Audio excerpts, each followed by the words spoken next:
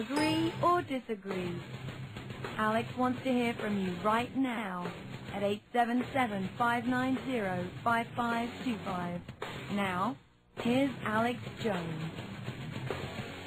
Yes, callers, and I know you're there, and we'll be taking calls at the end of this hour and into the next hour. But right now I'm continuing with my treatise on Apocalypto, the most powerful film I've ever seen, the best produced film, the best cinematically shot film, the best researched film.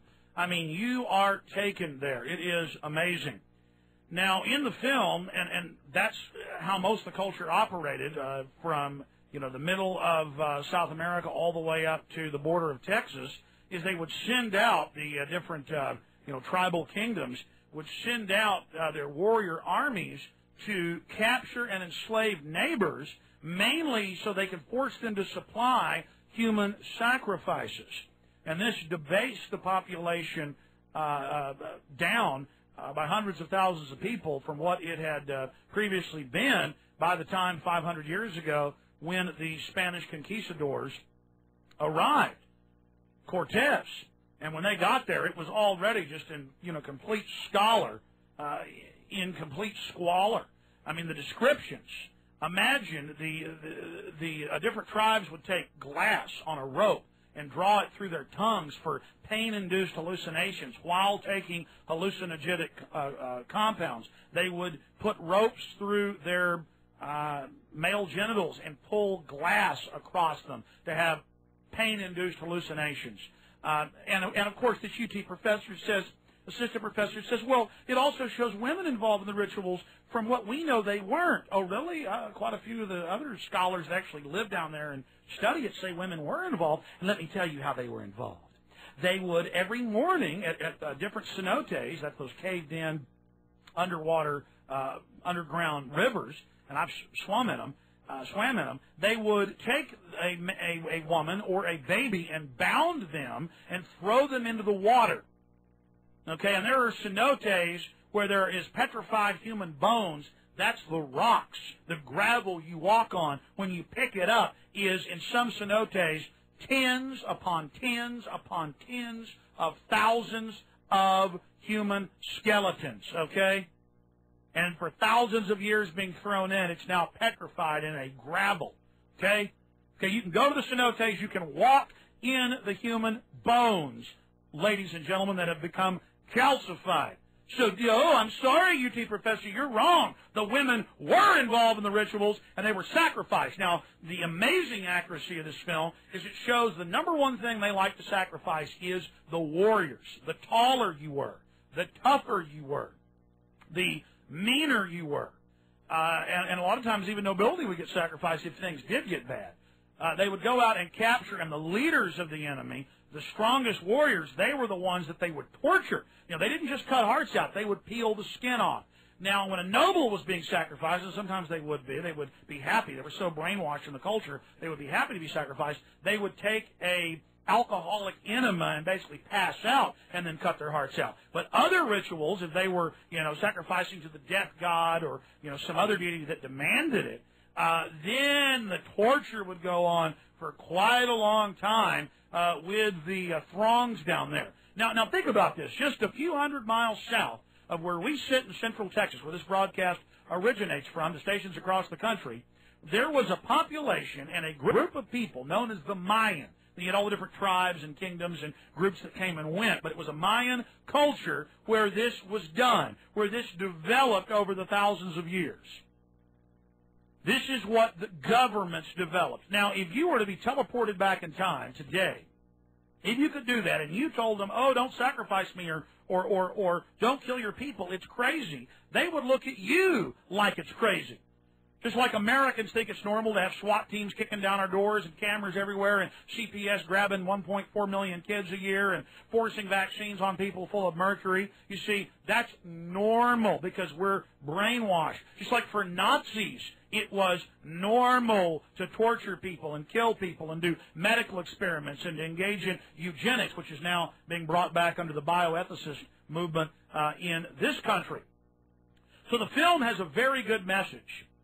Okay, and it shows you how rough being a human has been in the past. It shows you what enslavement and insane government is like.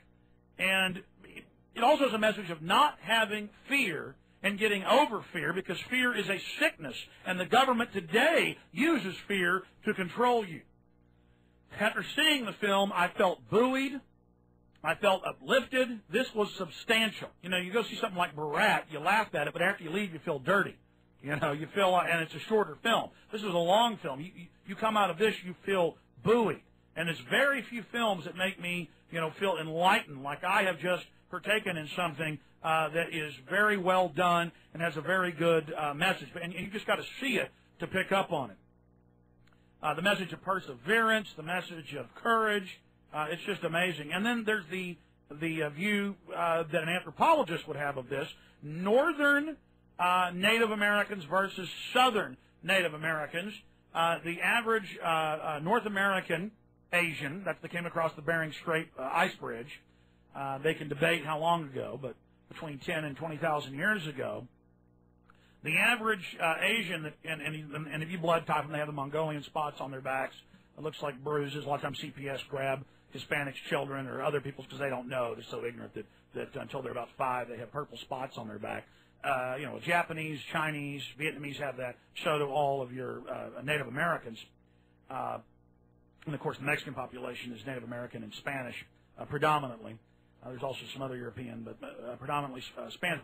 But my point is that you look at when Westerners got here 500 years ago, Plains Indians, coastal Indians were about 6'1" on average. The average European male was about 5'4", so they were giants. But then you go to the south, the average height of a male in a Mayan culture who doesn't have any Spanish blood is about 5'1", 5'2". I went and looked this up actually last night to find out exactly. It's different for different regions. Why is that? Because, as you'll see in this movie, they want to kill the warriors. Okay, if you were an albino, look out. Anything different got killed too, because they thought you were some kind of god, so you had to be tortured particularly long and painfully, so the gods could get your blood and get your power and be fed again, so the gods wouldn't wake up from the dream they were having and destroy the world, because the world was just the gods' dreams, and in 2012 it all ends. Well, no, it actually ended about 500 years ago. So that's amazing in the film. And again, this started thousands of years before because they thought that a brain was basically useless, but they thought your heart was your mind and your strength, so they thought if you ate a warrior's heart, you got strength. And from primitive Asian tribes believing that, primitive cannibalism, ritualized cannibalism, it grew into this. The only Central North American tribe that engaged in human sacrifice and cannibalism, that is, that wasn't Mesoamerican, was the Karankawas of the Texas Gulf Coast today. And they did eat humans.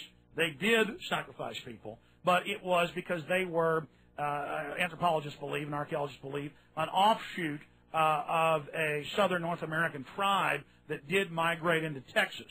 That's about the only anthropological evidence of a Aslan type, because it's a myth with, and they've been polled with most indigenous Mexican populations that have come up here. This is truly an Aztec kingdom, and that in between Texas and New Mexico there was the mythical home place of the Aztecs. And there may be a little bit of truth in that, anthropologists say, because it may not have just been Karankawas coming back up north, but that after the societies broke down and fell apart because of massive human sacrifice and other activities in Central South America up into Southern North America, that then tribes that hadn't destroyed their bloodlines then came back down into the South, and that the Aztecs may have actually come from this region. All right.